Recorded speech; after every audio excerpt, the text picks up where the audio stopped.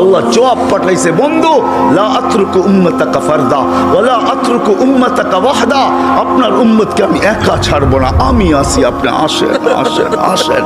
তখন বলছে জিবরিল, মালাকুল মউত ইযান ইলা রাফিকিল আলা, হাত রাখো, আমি আল্লাহর কাছে যাইতে চাই। ও এইখানেই তো শেষ না, শুধু কিয়ামতের মাঠে চিৎকার দিবে না। জানি না আপনাদের দিল আছে কি নাই, এটা আমার জানা নাই।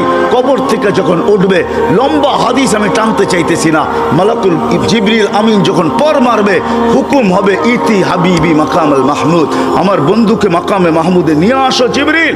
উনি আসবে, পর মারবে আর বলবে কুম ইয়া হাবিবার রহমান, আল্লাহর বন্ধু ওঠেন।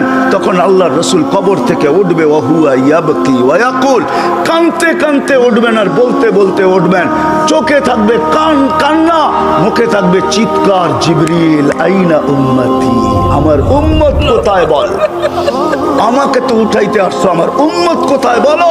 অবসালা শফির জাহান্নাম, আমার উম্মত কি জাহান্নামের কিনারে চলে গেছে। বলছে আয়েশা, এর চেয়ে কঠিন চিত্র শুনতে চাস? বলে ইয়া রাসূলুল্লাহ শুনান।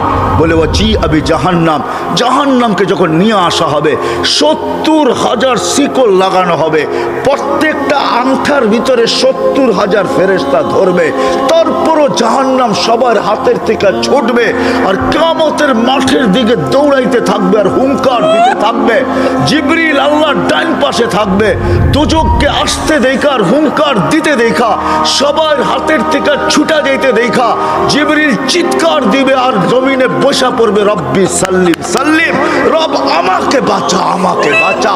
ওই দিন শুধু একা আপনার নবী, তোমার নবী চিৎকার দিবে উম্মতি উম্মতি, আমার বন্ধুকে ঘুরানোর জন্য আমি রব চলে আসবো। হুয়াল্লাযী আসরা বিআবদিহি লাইলা মিনাল মাসজিদিল হারাম, আমি নিজে আল্লাহ চলে আসবো, বন্ধুর আঙ্গুল ধরে নিয়ে যাব, প্রথম আকাশ দেখাবো, দ্বিতীয় দেখাবো, তৃতীয় দেখাবো, চতুর্থ দেখাবো, পঞ্চম দেখাবো, ষষ্ঠ দেখাবো, সপ্তম দেখাবো, সিদরাতুল মুনতাহা দেখাবো, জান্নাত দেখাবো, জাহান্নাম দেখাবো, লৌহ দেখাবো, কলম দেখাবো, আরশ দেখাবো, কুরসি দেখাবো, তারপরে আমার পাশে বসায় আমাকে দেখায় কোটটা তোর কোলে পাঠায় দিব।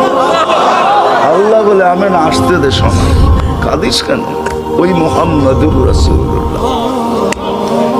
কয়েকদিন গেছেন, হাঁটি হাঁটি পাপা শুরু হয়ে গেছে, আমিনা কোলে নিয়ে কাঁদতেছিলেন, সবাই জিজ্ঞাসা করছে